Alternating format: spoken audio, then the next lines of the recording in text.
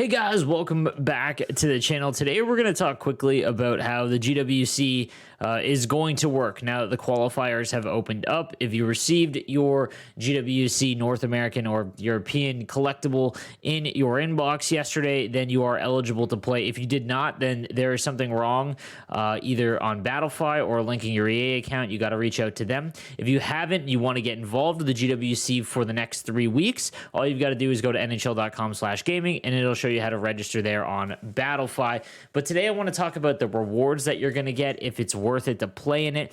How is it different than all of the other modes like Hut Champs and Rivals and all of that, and what it means going into the tournament, guys. So don't forget to subscribe for daily NHL content on anything regarding the GWC.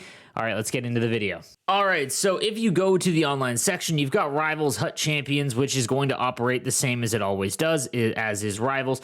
But now on top of it, you've got the NHL GWC Week 1 qualifiers. I'm obviously in North America. That includes Canada and the US this year, which is the big difference going into year 4. It's no longer separated between the US and Canada.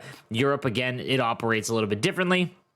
As they have the standard regional qualifier. This is going to work differently as you are trying to qualify inside the top 128 to make the club championship phase on each console. So the main difference is you do play 25 games instead of the standard 24 NHL GWC, so this is going to operate a little bit more. It does create a little bit more separation, as there's a lot of people that can get 20 wins or 20 to 18, and because it's separated based on the servers you connect to, it's really made Hut Champs kind of a mess. I've said earlier on that maybe adding 5 games like they do in the prior GWC qualifiers would help separate the best of the best. So GWC is running that way. So it will end, it looks like, in 4 days. So it looks like Sunday night is when it is going to end. So Monday at 12 a.m. it appears that is when this is going to end.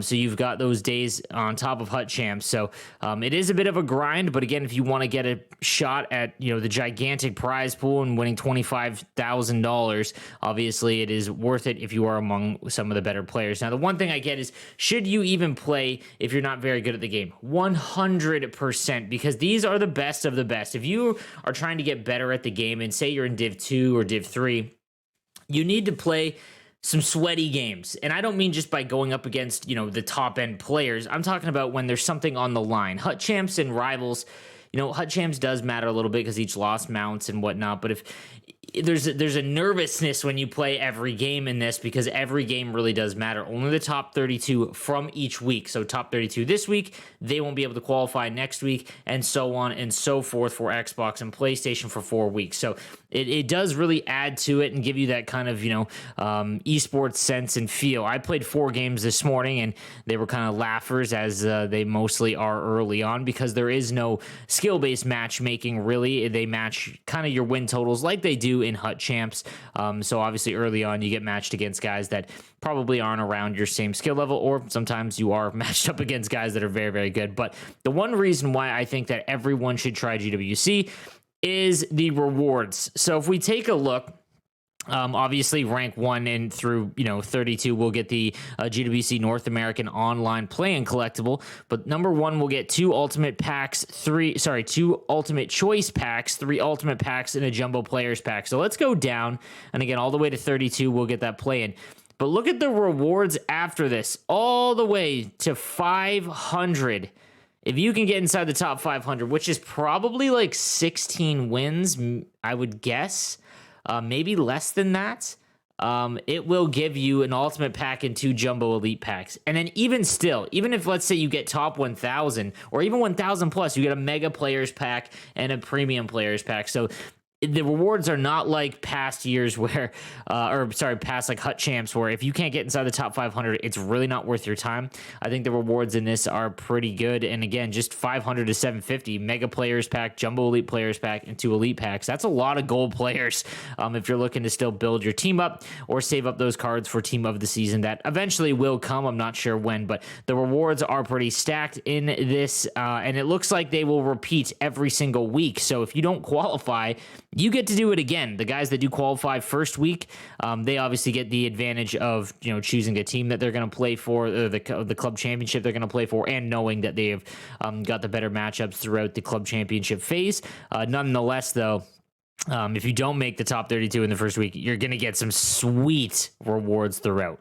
Another change is it looks like they put a limiter on the ping, the minimum ping setting. So if you go into a game like you normally would, right, you get now in NHL 21, thank God, they added a max ping meter. So you could literally just choose, if you don't want to ping out to, say you're located on the West Coast and you don't want to play East, right, because obviously that would just be brutal. You can set your max average ping to much lower, what you normally get when you're playing on West. And same thing with QC. So if you're located in Quebec and you don't want to play on East or Central, I mean, you could literally just set it to 20 and you're probably not going to get them.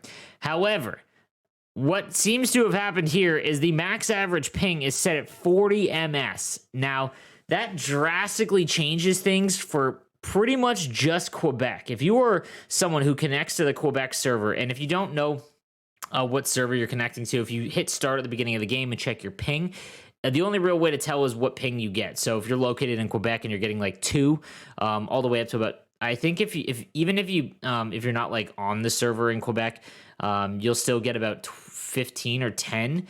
And let's say you get 30, that's probably means that you're on East. Okay, so obviously that's a big jump. So for anyone that's located like in the East, like, so I'm saying like Southern Ontario, anything like that, that doesn't really change much. But for Quebec, it drastically changes things, because no longer are you going to guarantee yourself to get 2 ms and have a maximum ping advantage, because the guys in Southern Ontario, like myself, get absolutely screwed, because we ping the Quebec server at 20 ping, which isn't bad, but when you're playing a great player on 2 ping, obviously that's a substantial advantage.